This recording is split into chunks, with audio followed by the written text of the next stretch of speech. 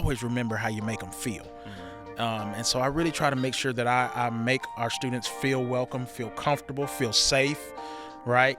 But the reality of it is all of that can apply to the adults in the building as well. Like my teachers, they also need to feel safe, loved, appreciated, respected, all of those things. So now when I am interacting with the teachers, guess what I'm also doing now? I'm modeling for those UNA students that are standing around, because not only are they aspiring to become teachers, they're also aspiring to become colleagues.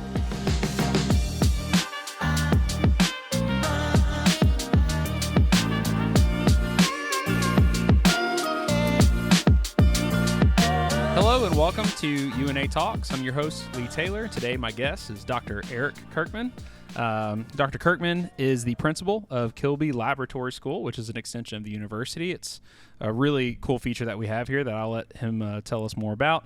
He's also a professor in instructional leadership, and you also direct our internship program as an extension of that program. Is that correct? Somewhat, yes. Okay, yes. well, I'll let you correct me a little bit. He briefed me earlier, so I might have mixed up some of that. So, yeah, tell us, in your own words, tell us what you do here at UNA. You're really involved in a lot of things here at UNA. I am. So I'm the director of Kilby Laboratory School here at UNA, and I kind of have two roles. Of course, directing the school, principal, you use that term, and that's pretty much what that looks like. Right. I do several things that are a little different than the average principal because of the nature of the laboratory school. But I also teach in the instructional leadership and a teacher leader program in the College of Education here at UNA as well. Awesome. Well, thanks for correcting me. No, that's and no helping worries. me out, but thanks for being here. Yeah, man. Yes, sir. So I just want our viewers and our listeners to know a little bit more about you, because we're going to talk a lot about the College of Education and all of the great history of the College of Education here. It's we have such a tradition of raising teachers at this university. You've been doing that for a couple hundred years at this point. But tell us about sort of your day-to-day role. What all are you kind of responsible for? We kind of know your titles, but what does a day-to-day or week-to-week look like for you here at UNA? Well, from the Kilby side, of course, being the building supervisor, I basically am the head of that department. So as a principal would go in the mornings and lead a school, that's pretty much what I do every day. I'm in the car line every morning greeting the kids. I'm making sure the teachers have what they need throughout the day. As an instructional leader, of course, I do observations from time to time, providing feedback for the teachers. It's really cool because I also get a chance to provide feedback for our UNA students when they come and they conduct clinicals and things of that nature. I have the opportunity to kind of give them some feedback and almost be a mentor to some of those that are kind of on the fence maybe about whether they want to be teachers or not. Tell us about Kilby Laboratory School. Some people watching and listening to this may not know that what a laboratory school is. Okay. It is an elementary school that UNA charters and hosts on campus. That's right. So, but tell us more about that. Okay, so Kilby is a pre-K through 6th grade elementary school, as you mentioned. We work under the auspices, obviously owned and operated by the University of North Alabama, but we also operate under the umbrella of Florence City Schools. Right. Probably one of the biggest misconceptions in the community is that Kilby is a private school, and it is not a private school. It is a public school. The students there, majority of them are kids from that their parents work at UNA, faculty or staff. Right. But we also have probably about a 40 to 45% just come from the community. And so Kilby, from its inception, is a teacher training school. When UNA was first founded back in 1830, it was a teacher's college, teacher training college, right? So what they used to do is they used to bring in students from the community to have clinicals and hands-on experiences actually practicing teaching, if that makes sense. So fast forward to Kilby, you have that same opportunity for our UNA students to have those on-campus experiences through clinicals. A lot of times we actually host interns, which during their last semester as they're preparing for certification. So our day-to-day will get anywhere between 20 to 40, 60, sometimes UNA students coming in through the building, conducting clinicals, doing small group lessons with our students. And I always tell people it's kind of like when you were in high school and you took biology or chemistry and you had that lecture time and you took all the notes and everything. thing. You might have watched a video or two, but then you went to the lab and you got to blow stuff up, right? It was that hands-on part that really, got you interested in whatever that you were studying. So this is the very same thing. You go to your classes across the street and you get your lecture, your pedagogy and all those things, but then you get to come to Kilby and you actually put it into practice with live students. And that's a somewhat unique opportunity that a lot of most universities don't have. Right. And they'll have to have some sort of partnership with the school systems or something. Our students literally walk across the street into an elementary school with students they often already know. That's or right. have worked with before or will work with again. And it's just a fascinating model, and one that has some really great results. Tell us about what are these students benefiting from this? And absolutely. Anyway, of course, I'm leading the witness here a little bit. Yeah, absolutely. So you can go out to just about any school in the community, especially elementary schools, and talk to some of the first year, second year, or younger teachers that maybe have gone through our program.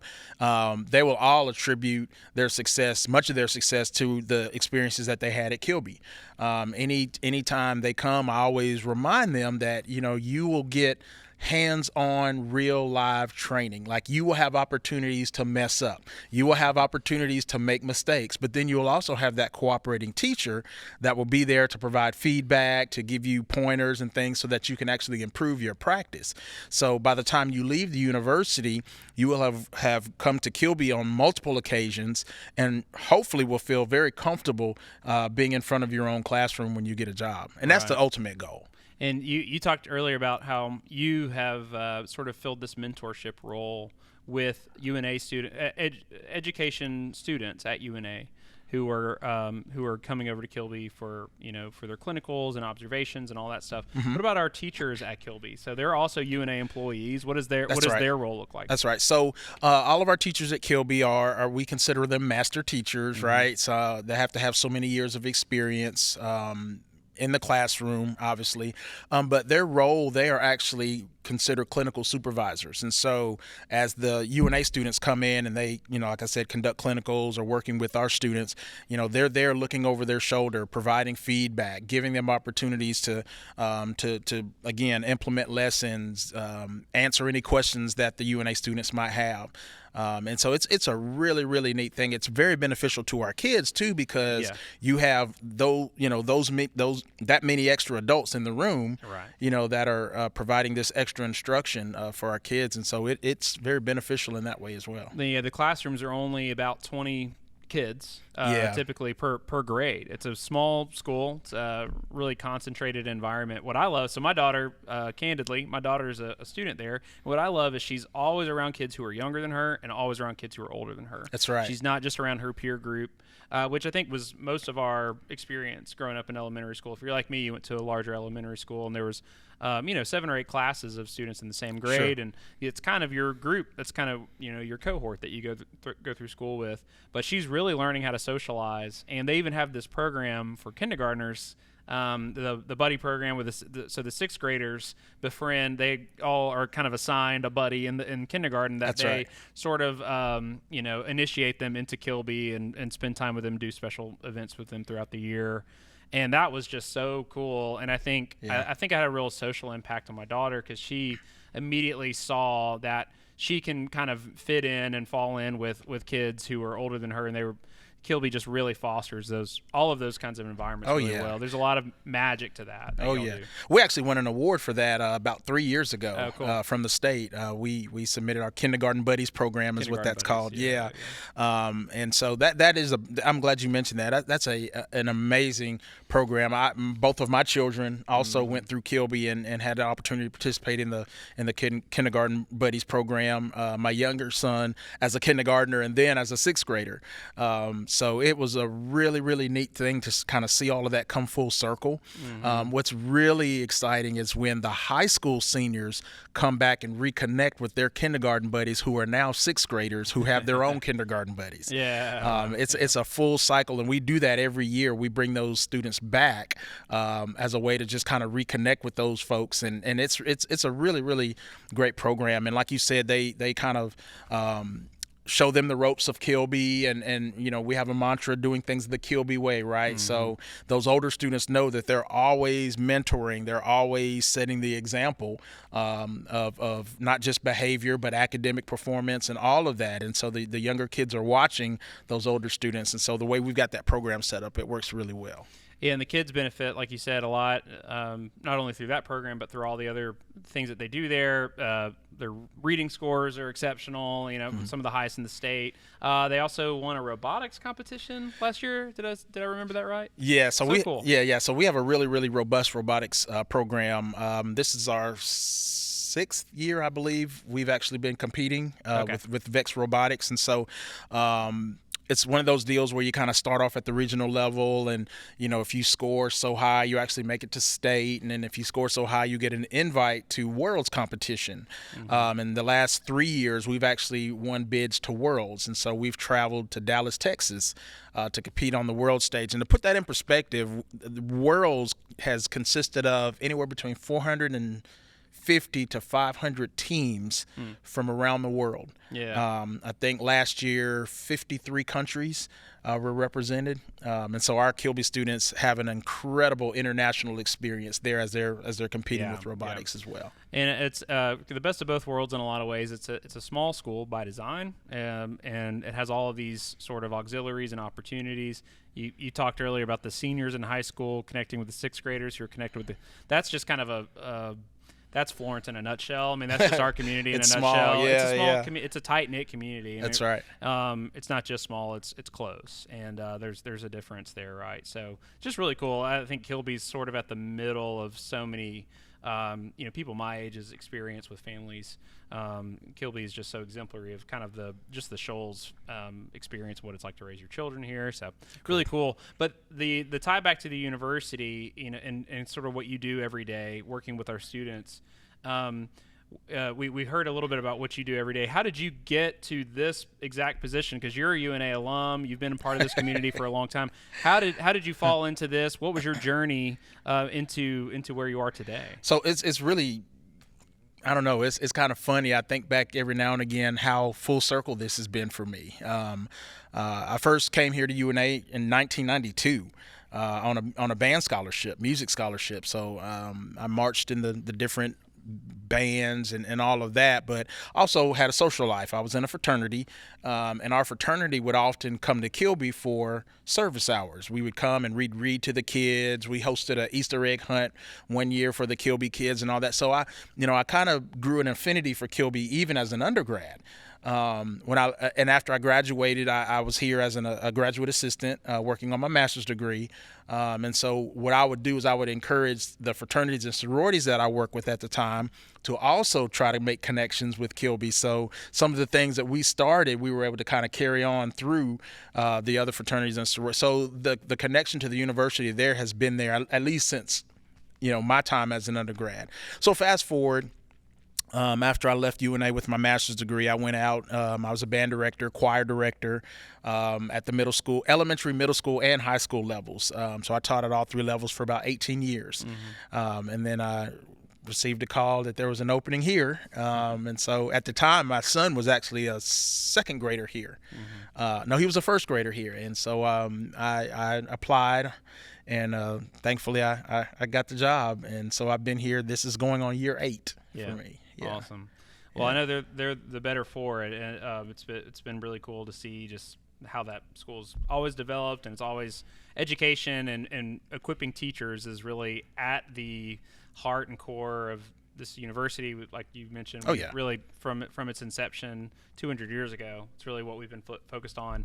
For a while, it was under the moniker Florence State Teachers College. I mean, it was really where people came from this region to get educated on being an educator. Right.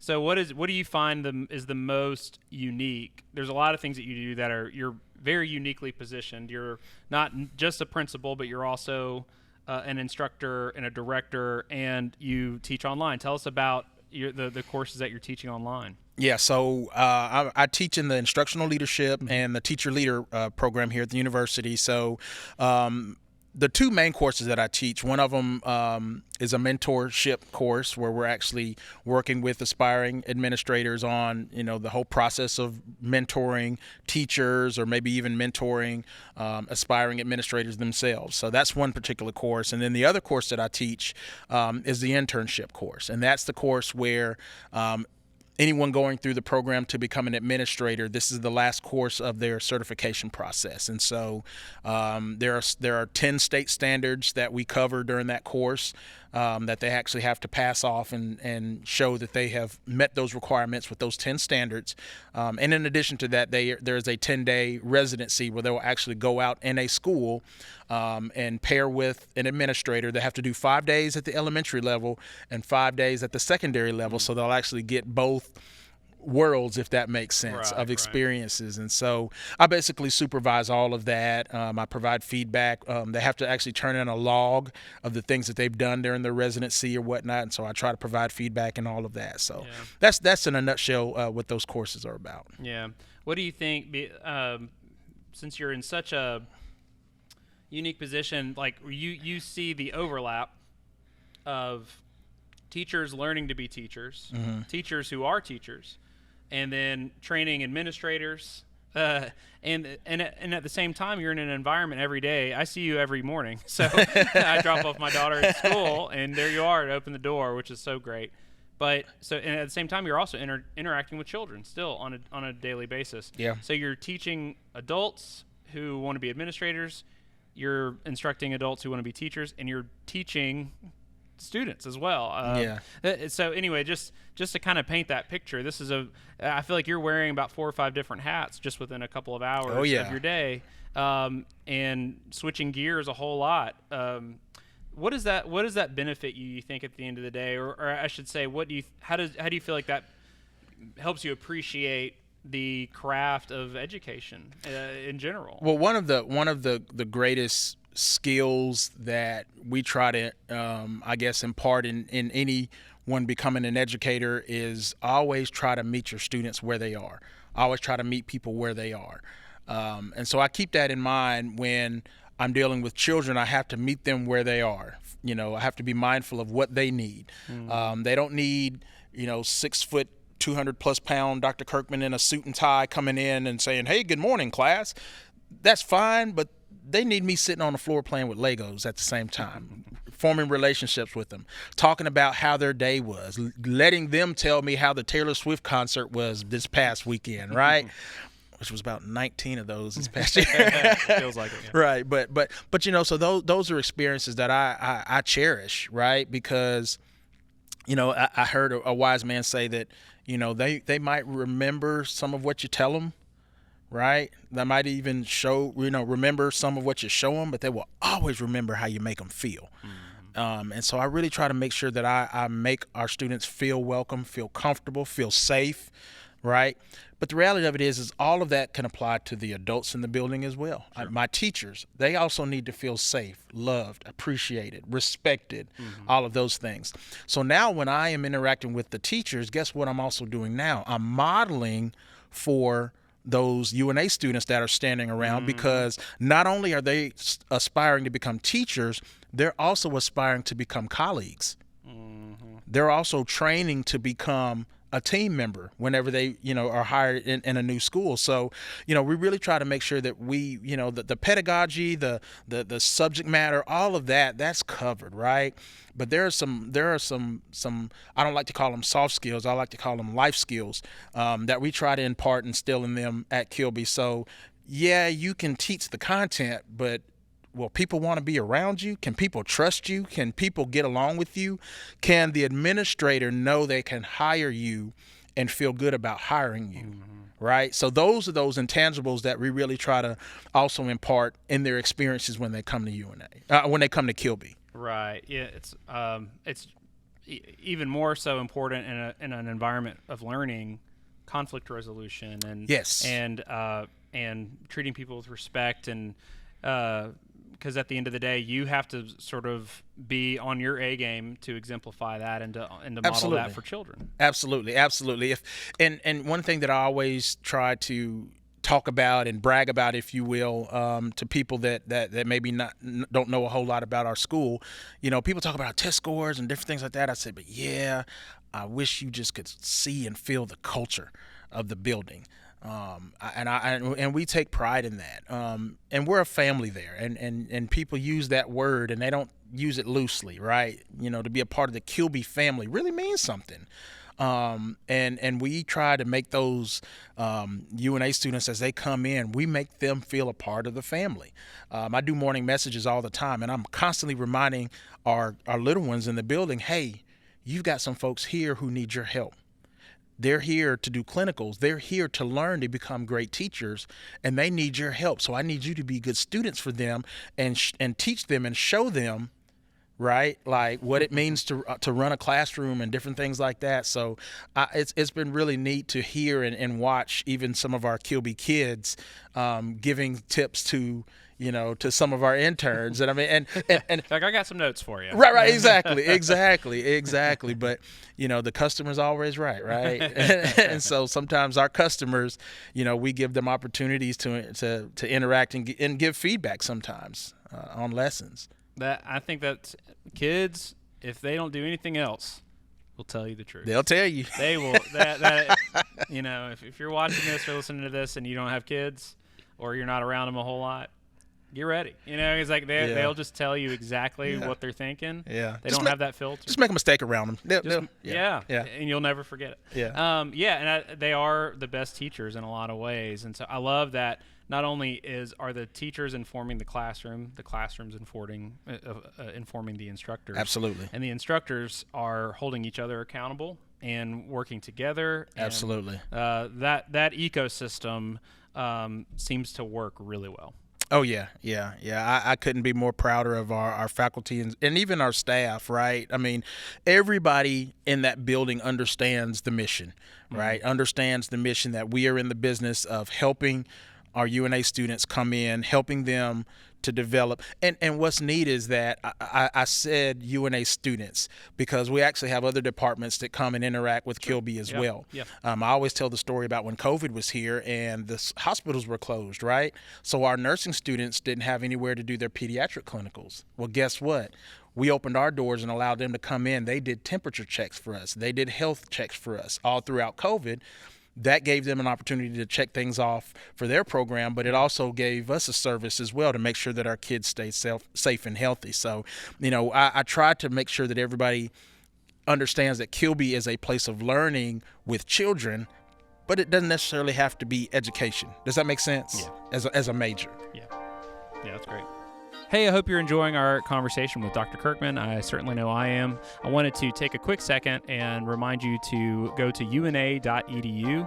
The University of North Alabama is the sponsor of this episode and every episode of this podcast. But we want to help you learn more about their programs, like Dr. Kirkman's around leadership and education and others. If you go to una.edu/online, you can search through all of our programs. If you want to let us know some information, you can talk to a recruiter. We can connect you with a program coordinator, answer any questions that you have. And you can also check out all of the opportunities we have around scholarships, partnerships, discounts, things like that we have available. And if you're not following us on social media, follow us on Instagram, Facebook, LinkedIn, X, formerly known as Twitter, and YouTube, now that we're doing this kind of cool stuff on YouTube. So make sure and find us on there, and we'll get back to our conversation with Dr. Kirkman. So shifting gears a little bit, I wanted to ask you about, you're around education, you're around educators a lot. In the national narrative that we're sort of, hearing and that we're seeing and that UNA is certainly aware of and experiencing is that there is a shortage of educators. There's a shortage of teachers. People are leaving educational environments for other opportunities for kind of a litany of reasons. Depends on the area that you're in, if you're well-resourced, all of the things that have a lot of variables to them.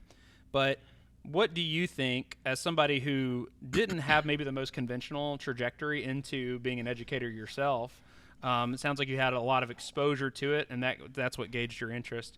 What are maybe some of the biggest misconceptions that you feel like people have around teaching or around the educational environment as a whole? Well, I think one of the things that causes people to shy away from the education field is, they have to deal with bad kids, right? Children's behavior. And I think many people that feel that way, and some of it is justified, just being frank, because everybody's not built to be around kids or to work with kids, and that's perfectly fine. But I do think that there's a misconception out there that, kids are just getting worse, they're just getting worse. And the reality of it is that kids are just developing more needs. And as they develop more needs, there are more services, there are more things that they require for them to be successful. And so it's easy, if you're not in it, to just kind of walk away or avoid it altogether. But I think that that's a national problem, and it's not just education. I think people are just not as inclined to work as much as they used to. I went to a restaurant earlier, and the guy was just so frustrated, and he was like, I'm sorry. 2 people didn't show up for work today. People just don't want to work anymore. And I thought, man, wow.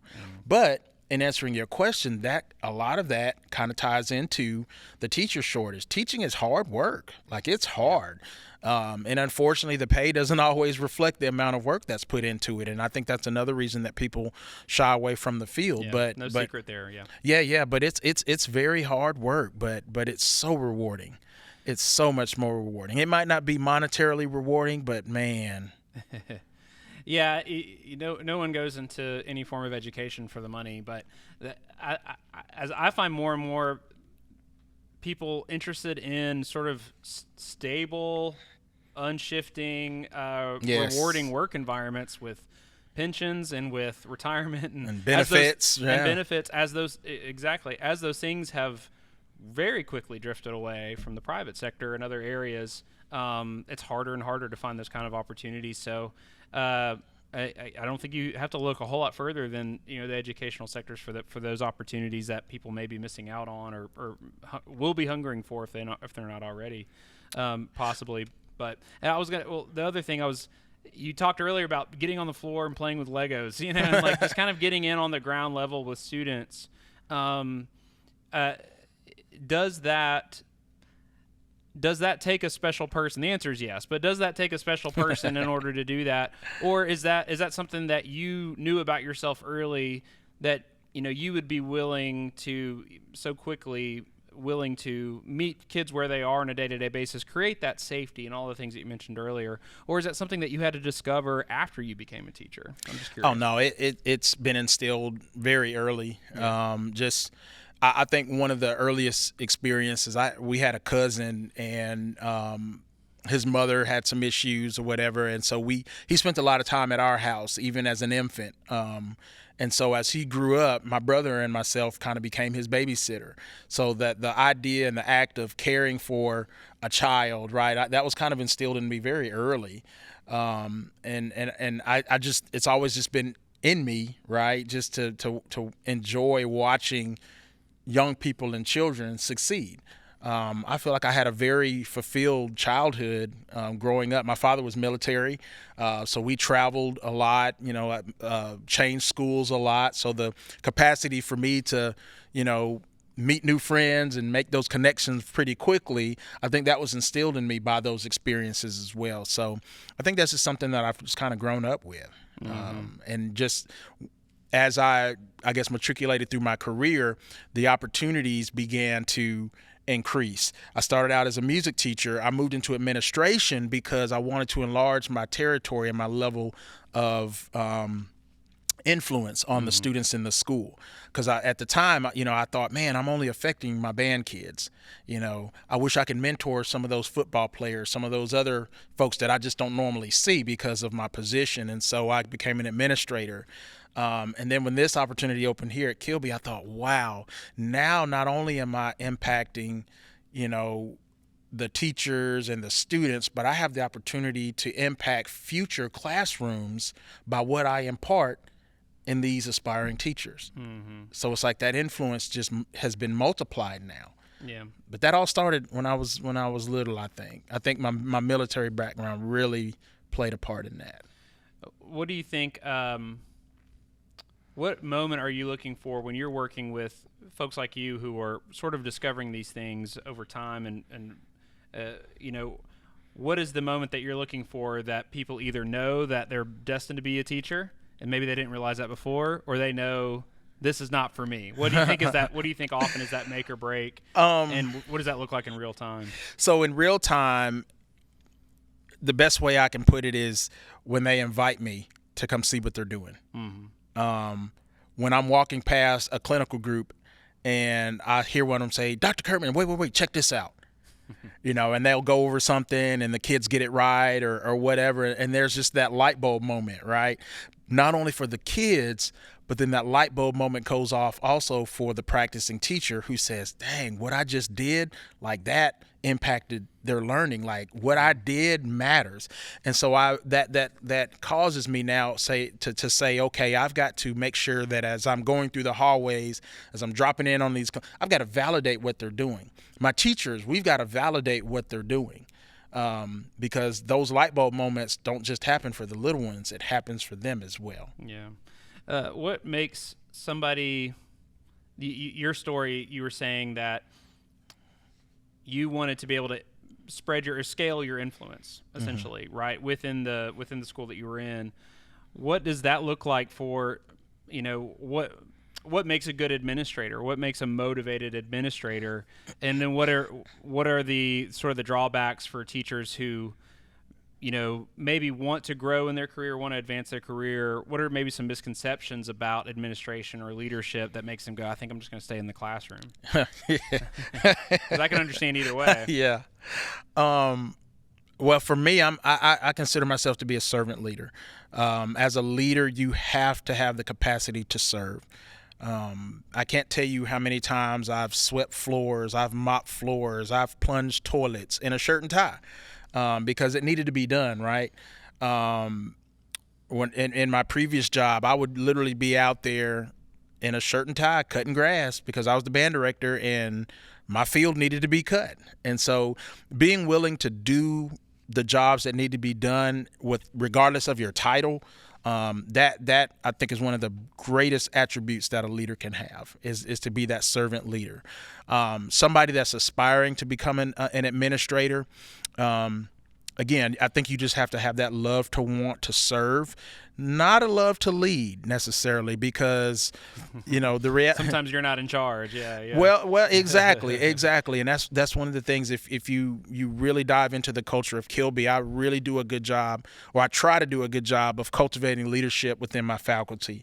I've been at meetings and the other administrators, they're constantly checking their phones or they're constantly checking their email because they're wanting to know what's going on back at their buildings, right? And I take pride in going to those meetings and I'm at peace because I know my folks they've got it, right? I have taken the steps to let them know that I trust them. To do what needs to be done. And so, a teacher coming out of the classroom, and I guess if you look at me and see what I do every day at Kilby, I try to find a way to stay connected with the students. I think a misconception in going into leadership is that you will become disconnected with the students. But if you do it right, you'll find ways. Right. You'll find ways to stay connected. Sounds like it's more of a choice than people may think. Yeah, and some people, it's a pay raise. Yeah, it's a pay raise, but so much is given, much is required. Right. So. Yeah. It depends on it sounds like if you want to stay connected with the students, that sounds like you have to be very intentional about that. If you want to stay connected to the classroom, you have all these outlets available to you that maybe most principals or administrators don't always have the advantage of. But that's sort of built into your contract. Like that's part of the gig is that you stay in the classrooms.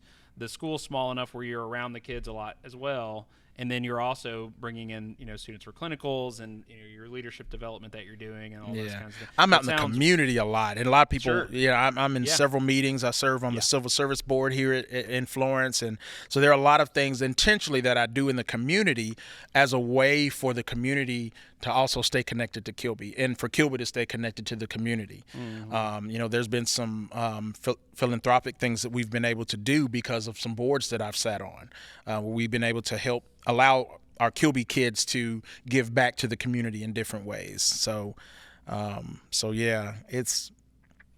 a lot. When I was hired, I was told I needed to expand the footprint of Kilby. I'll never forget that. That was one of the first things that the president of the university told me. He says, we all the things in your contract, yes, but I want you to try to help expand the footprint of Kilby. What is that? And the community involvement, what does that look like? Since you've taken that charge, what are some specific examples of that? Well, some things that come to mind, I know when we had Earth Day or Arbor Day one day, we took our Kilby ambassadors. They served as ushers and greeters at that event.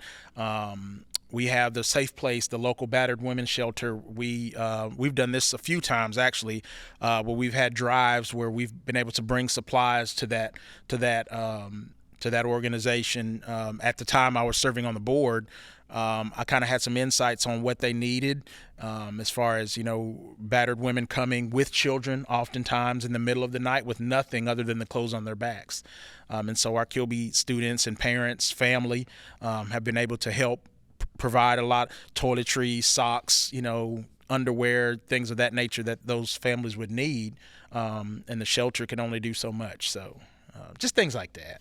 And that sounds like that's modeling for the students as well, to sort of give them outlets for, serving the community and Sure. showing them what that looks like, not only modeling for them, but letting them, see that they can be a part of that at any age. I think this might have been before your time, but when Hurricane Michael hit a few years back, so that impacted me personally because my parents still live in Panama City. That's where I'm from.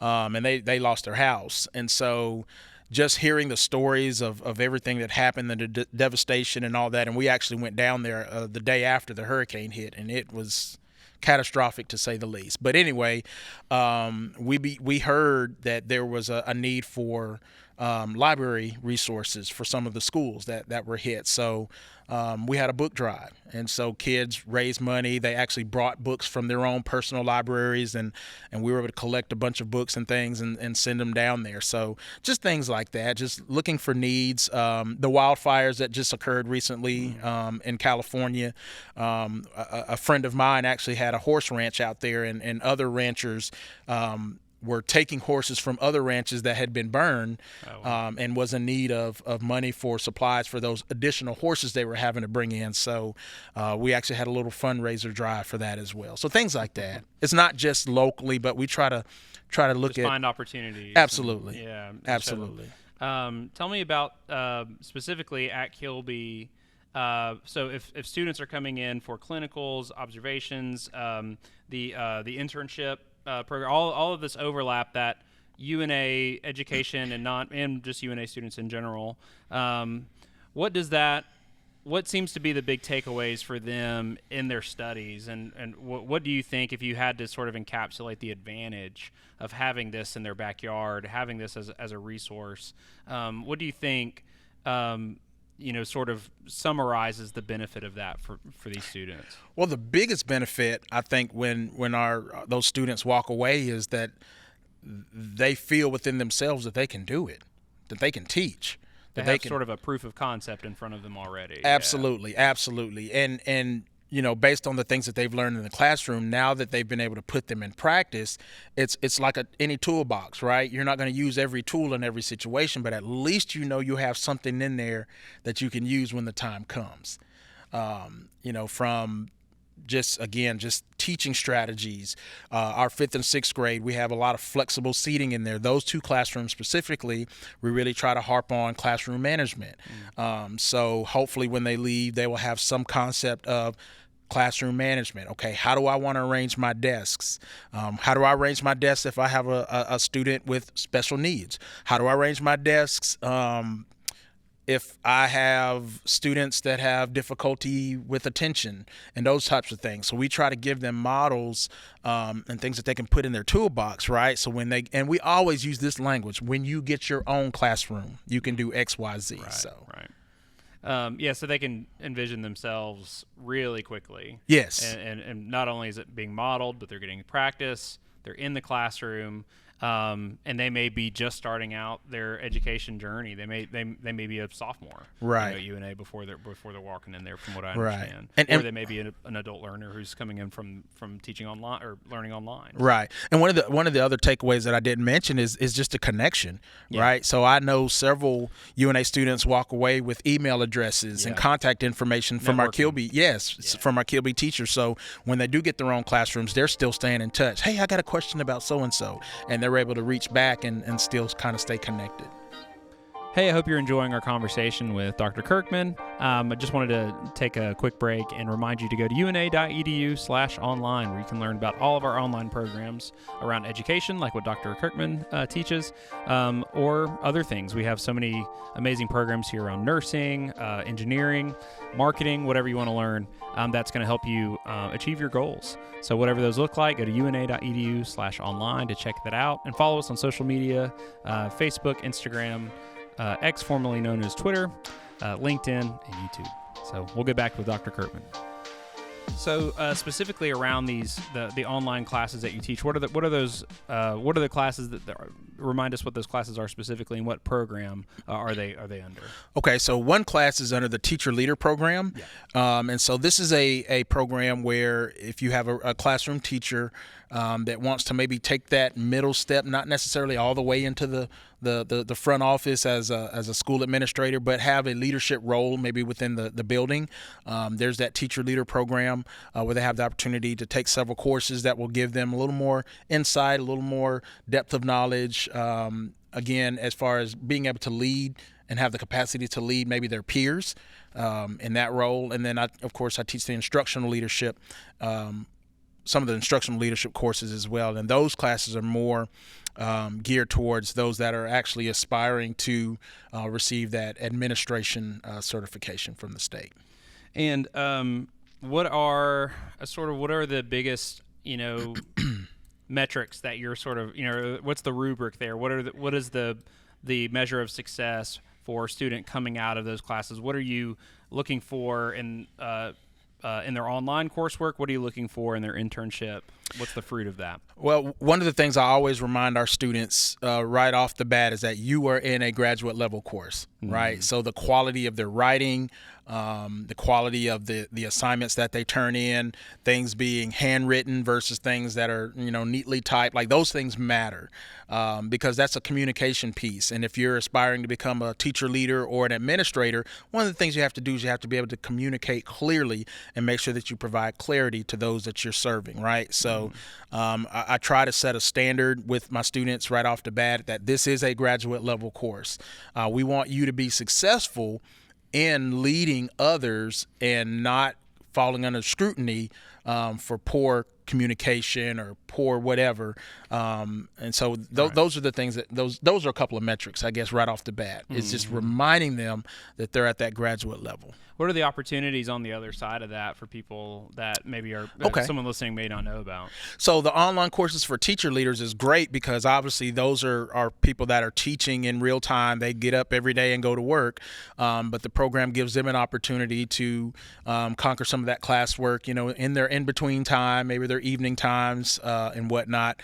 And of course that allows them to have that teacher leader certification to where, a lot of times administrators will elevate that person in the building, maybe even remove them from the classroom to be more of an instructional co-leader in that regard. And of course, as an instructional leader in that program, it will give them the opportunity to apply for that state certification in administration. So should a vice principal position or a principal position or even a central office position present itself, they would have the ability to apply for those. Well, tell us about the LEAD initiative too.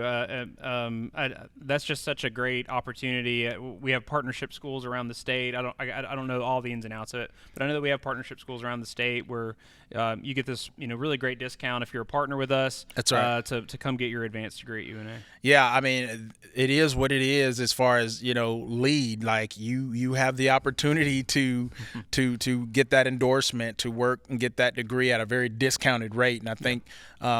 And basically what that shows is that that school district is investing in that individual, because usually with those lead contracts, they'll usually require, some time that they would stay thereafter, obtaining that degree or whatever. But it also shows that we invest in those individuals as well, by even presenting the discount to those school districts. And so, we want to make it as convenient, but also we want to provide as meaningful as what am I trying to say? We're trying to provide as meaningful experiences as possible for those that are signing up for these courses, right? It's not just a checkbox deal. It's not just assign a bunch of stuff, regrade it and go on about your business. Like, we really want to make sure that those folks are prepared for whatever coursework they're going through. Tell me what it's like to go from, teaching in these traditional settings for a long time to teaching online, and sort of how that translates, or what the challenges have been for that, and then maybe what are some of the benefits that are a little unexpected for that for you as an educator. So I'll talk about the benefits first, and obviously, you do have the convenience of kind of working at your own pace. Yes, there are deadlines for assignments and things of that nature, but the pressure of showing up every day, having to dress a certain way, and different things that go with being in person, those things are not necessarily on the table. So that's a benefit, I would say, the convenience part of it. For me personally, the disadvantage is, I'm somewhat of a performer by nature, right? So I think my personality comes comes into my teaching a lot, so I can really put myself into my teaching a lot. So if you're not getting that in person, it's really hard. I remember in some of my early student evaluations, I was looking at some of my scores, and they were good scores, but I was like, man, that would have been higher if they would have known me in person, right? Because tones are different online versus actually getting to speak to somebody. Does that make sense? Yeah. And I'm not saying you don't get the opportunity to speak. We've all gotten an email that we're like, I can't. What's the tone of this? Right, exactly. That kind of changes the context. Exactly. And so just fighting that is a little difficult sometimes. Yeah, I'm sure. Of course, with the advantages being the flexibility.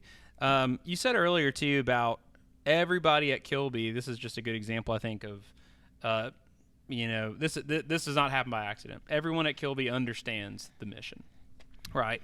What happens whenever a school or any sort of educational team where the leadership and the teachers are all on the same page and are all working toward the same goal? What do you think the outcomes of that are, and the advantages, and what's the darker side of that whenever that is not happening, and teachers maybe haven't learned what we often refer to as soft skills, conflict resolution, or whatever you want to call it? What's the good side of that happening? What really is the fruit of that? And then what's the downside whenever that gets missed? I mean, what's the detriment on the other side of that? Well, the good side and the detriment both are the same thing, and that's student achievement. Yeah. At the end of the students day, are the one who end up paying the bill on that. Right. They either reap the benefits or the consequences of how the adults in the building manage themselves. Of course, when you've got a great culture, when you've got great communication, great rapport amongst the leadership and the teachers, again, you're modeling that congeniality, you're modeling that, and so the kids have a tendency to treat each other a little bit better, right? And understand respect and how to talk to one another, how to deal with conflict resolution, because they're seeing it in real time being played out by the adults around them. What's the difference in an administrator who facilitates that versus an administrator who fails to see the importance of it? Well, I think a leader that facilitates, just again, congeniality and cordiality and respect, trust, all of those things, they will create a culture. They will create a climate in a building, right, that people will want to come to, that people will feel confident and comfortable in. You create more buy-in, and what happens is that's how you start cultivating leaders within your building, because they'll feel more comfortable coming to you with an idea or coming to you with something, and that mutual trust between myself and that teacher, for example, hey, I like that, let's run with that. Tell me how I can help you and support you in that. And next thing you know, they've ran off and they're implementing that with confidence. Well, guess who else feels that confidence? the students, right? So as I am building self-efficacy within my teachers then are building self-efficacy within their students. And there's some research out there by a researcher by the name of John Hattie, who says that self-efficacy in teachers is one of the highest contributing factors to student achievement. In other words, if the teachers feel like they can do it and what they're doing is making a difference, the more they feel that, the more likely the students are to be successful. Yeah. So it starts with the person at the top, if that and it finds its way down to the student. It seems like it truly the ripple effect of that is going to go one way or the other. Right. And understand, it's not always about competency and knowing the content and the curriculum. All of that is important. Don't get me wrong. All of that is important. But at the end of the day, I can have all of that pedagogical knowledge and content and curriculum and all that. But if I don't know how to treat people, it's not going to matter. It just like in any organization, we had an interview with another professor not long ago where it was a lot about organizational behavior, and it was all about emotional intelligence. Yes. And maybe that's the right word for this too. Where that this is an ecosystem. This is a home where everyone is working together. Everyone is trying to accomplish the same thing. It's not one classroom versus the next, or one teacher getting resources so that having to rob Peter to pay Paul or whatever. It's the one classroom's success is the whole school's success, and vice versa. Yeah. So I've always kind of had it said like the leader is the thermostat, right? The leader is the thermostat, and the people that they lead are the thermometers. How their temperature is gauged is based on where the thermostat is set. Yeah, I'm writing that down. The leader. I'm just like, just getting life lessons over here from Dr. Kirkman, my teacher today. Well, I'm gonna give you one more. Another quote that I heard that was powerful, and I try to live by, is that culture eats strategies for breakfast. Yeah, I've heard that. You've heard that, culture eats strategy for breakfast. Yeah. So again, if you don't have the runway built, then landing's not going to be very pretty. Yeah, and there's a lot of strategy in education. It is. You're up against a wall of testing. There's a lot of metrics. There's a lot of things that you are required to a lot of marks that you're required to hit, and it can get very heady, I'm sure. It can. Where you think if we do X, Y, Z, we'll get X, Y, Z outcomes.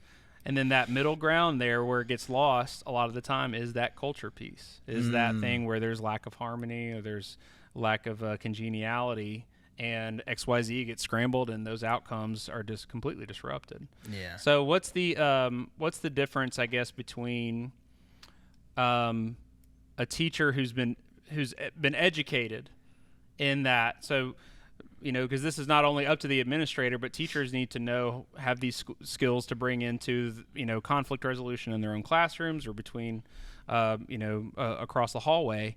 How do you teach that necessarily? Not only what's the outcome of that, but what are you looking for whenever you're working with a teacher who's learning some of those things along their way? That's a good question. I think it just goes back to modeling. Again, it just goes back to me literally interacting with other teachers or literally interacting with students with the intentionality of them seeing me do this and then turning around and having a conversation. What did you just see? Did you notice such and such? Perfect example. I had a kid, it was a pre-K-er, as a matter of fact, was not having a very good day. Just couldn't get his emotions together, and so the teacher was bringing him up to me to try to talk to him a little bit. And one of the first things I did is I in my suit and tie, I kneeled down and I got on my knees and I started talking to this kid, and it's like his whole demeanor shifted. And so I had this conversation, and it was right beside a little clinical group that was going on at the same time in the hallway. And so we had a conversation, and and I talked to him a little bit, and he got to a better place. I gave him a little fist bump, and he went on about his way. Had a great day after that. But I remember getting up, and I saw the interns, not the interns, but the clinical students kind of watching what I was doing. I said, "What did you see? What did you notice?" And one of them said, "I noticed you got down on his level. Like you you kind of lowered yourself to his level. And so I said, why did I do that? And one of them was very practical. It was like, so maybe he could hear you better because, he was upset. And I thought, well, that was part of it. I said, again, 6'1", 200+ pound guy standing over this kid was pretty intimidating. So I took that threat away, and then I was able to kind of break through and commit. So anyway, just that one example of just modeling things that I think would benefit them in those situations should it arise for them. This is my last question, I think, for you, just because I think this can really summarize sort of your unique position that you have, which is teaching children and teaching adults all in the same setting all the time. What disarms children and adults in the same way, and what's the difference between disarming a child like that example you shared versus disarming an adult? For adults, I've learned that in many instances where there's conflict, they may not always want to be right. They just want to be heard. And so having the capacity to listen, and sometimes that's hard, especially if I'm not careful enough to begin to feel as if I'm being attacked personally. I have to kind of keep my feelings and emotions in check too, and understand what the greater mission is, and that's for them to be heard. So I think that helps a lot, because then that creates an opportunity for communication, for trust, for clarity, which in many instances that's usually the cause of conflict, is a lack of clarity. To break through with children, very similar. A lot of times they want to be heard. Sometimes there are things you have to know what to feed and what not to feed. If they're acting out, if there are certain behaviors and they're doing it just for attention, not to feed that attention. Well, sometimes trying to discipline them feeds that attention. Sometimes it's ignored enough, it'll go away. And I hate to say it that way, but that's just a part of the. Know. well, that's just a part of the classroom strategy deal too. But aside from that is establishing guidelines, establishing expectations up front. Yeah. And if you can do that up front, that just helps set the stage for success too, because then when they're not meeting those expectations, you can remind them of what maybe they agreed to earlier or what you put out there for them. Not only disarming and sort of meeting people on an emotional level, but what's the common thread between you as a teacher teaching a fully grown adult with a full-time job and a family of their own, and a kindergartner? What sort of unites us all? Whenever you experience this in the same day, what do you see as kind of the common thread that everybody needs and everybody responds to, as just in learning? No pressure. Validation. Yeah. I'd say validation. Yeah. Validation. That kindergartner that's trying their best to write that letter A or to write that S and not write it the number 5 backwards, and you go, oh man, you did it, man, that's awesome. Well, you've seen kids, you've got one of your own. When you validate them or you give them that added little praise or whatever, well, now they'll run through a brick wall. Well, adults are very similar. If the work that they're doing, especially if it's work that they have really worked hard on and they've worked hard on, there are several times for comments on assignments, I won't get into the meat of the assignment. I'll just say, this was awesome. And sometimes that's all they need. Mm-hmm. So that validation of them feeling that what they're doing, their work is respected, it's noticed, and it's respected, I think that goes a long way. Yeah. Well, I think, you're uniquely gifted in that you see those common threads, and that there's not a lot of, code switching to go from working with a child to working with an adult whenever you see that we all sort of have those same emotional needs. Well, my wife says I'm an adult child anyway, so that might help you. Yeah. Well, and I love to, for me, the biggest impact that it's had on that Kilby has had on my child is that confidence and is that validation that me and her mom really believe in and try to instill all the time. But if she's getting it from us and not getting it from the classroom or vice versa, then that can really disrupt, the benefit of it. Yeah, the development. If you're not getting it in both environments, then it can only go so far. But she does, and she thrives as a result. One of the best things best experience I've had with Kilby is we had a camp out. That was your idea? Yeah, man. No, I can't take full credit for that. Okay. I can't take credit for that. Well, that was great. That was so fun. All the parents brought tents, mostly dads, brought the tents and camped out on the playground at Kilby's and roasted s'mores, and it was awesome. I didn't know where my daughter was half the time that we were there because she was just running around with a headlamp on with other kids, and but it was great because we're like in this incredibly safe environment. She literally knows every adult that's there, whether they're a teacher or a parent or she was with friends the whole time too. It was just this incredible, just picture of community and what a real learning community looks like. And it fosters parent involvement so well. There it is. There's just so much comprehensive benefit to the model that you guys have established and are building on every year. So just really love it, and I just think there's so much cool stuff happening there. Yeah, man. But Eric, thanks for being here today, man. Yeah, we really thank you. Appreciate it. I enjoyed it. Thank you for listening and watching. We'll be back with more professors like Dr. Kirkman across the university to talk to with UNA Talks. So stay tuned.